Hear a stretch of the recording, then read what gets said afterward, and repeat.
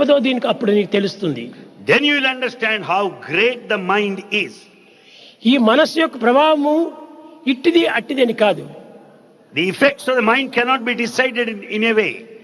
మనిషి యందే పుట్టి, మనిషి యందే పెరిగి, మనసునందే జీవించి, మనసునందే అంత్యమగును ఆనందం. It is the bliss that is born in man, sustained in man, and ultimately annihilated. కర్మలన్నీ మనసు, కర్మలన్నీ మనసు.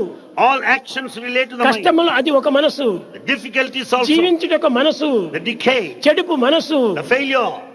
ఇవన్నీ కూడా మనసు యొక్క ప్రభావములే. They are all the expressions of the mind. కనుకనే మనసు యొక్క ప్రభావం ఇట్టిది అట్టిదని ఎవరు నిర్ణయించలేరు. The effect of the mind cannot be estimated.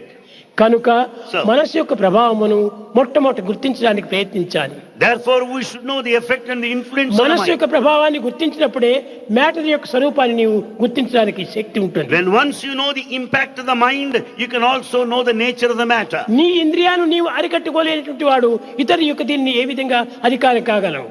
If you cannot control your senses, how can you be the master of others? నీ సెన్సెస్ నీవు అధికారంలో పెట్టుకున్నప్పుడే ఇతరులకు నీవు మాస్టర్ కాగలవు.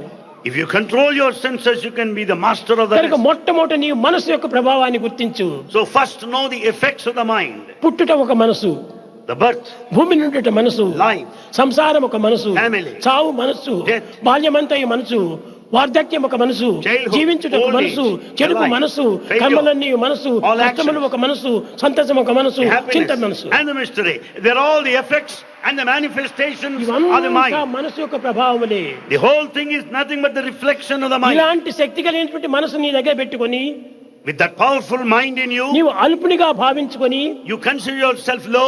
అణుమాత్రమైనటువంటి విద్యకే నీవు అనంతమైన గర్వాన్ని అనుభవిస్తున్నావు. You are simply egoistic because of the fraction of the knowledge you అది ఏ have. పెద్ద మూర్ఖత్వము. It is the sign of ఇంతకంటే మూర్ఖుడు మరొకడు జగత్తులో there is no కాదు. other greater fool than you.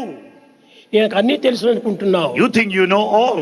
కానీ ఒక్కొక్క దాన్ని లెక్క చేయకుండా పోతున్నావు. Sometimes you neglect others. ఆత్మతత్వాన్ని ఏమాత్రం గుర్తించుకోలేకపోతున్నావు. You don't know this knowledge of the self. అల్పతత్వాన్ని గుర్తించుకుంటూ పోతున్నావు. You go on knowing the అందువల్లనే meaning. ఈనాటి మానవుడు నిరంతరము దుఃఖముల చేత కష్టముల చేత కృంగిపోతున్నాడు. That's the reason why man has drowned himself in misery and sadness and failure. మానవుని యొక్క సుఖము దుఃఖములకు మూల కారణం ఏమిటి?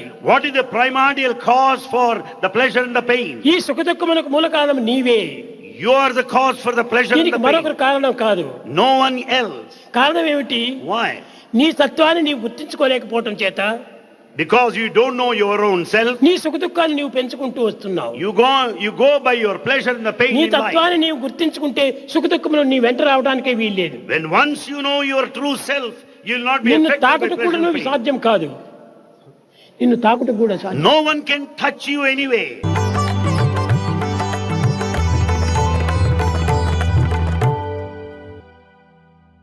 కనుక ప్రేమ స్వరూపులారా, ప్రతి ఒక్కరు కూడా అందరినీ ఒకరిని ప్రేమించాలి.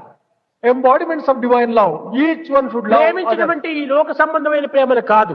It is not this kind of worldly love. స్వామి చెప్పాడని ఈ యొక్క దుర్మార్గంలో కూడా నువ్వు ప్రవేశించకండి. Do not take the wrong path. అందరి యందు ఉన్నటువంటిది ఆత్మ ఒక్కటే అనేటువంటి సమత్వంతో ప్రేమించాలి. Recognizing that Atma resides in A everyone. సాధనలు should love. చేయకపోయినా కూడా నువ్వు పర్వాలేదు. You need not do any other sadhana. ఆ ప్రేమనే ఉన్నత స్థాయికి కొనిపోతుంది. This love will take you to the highest place.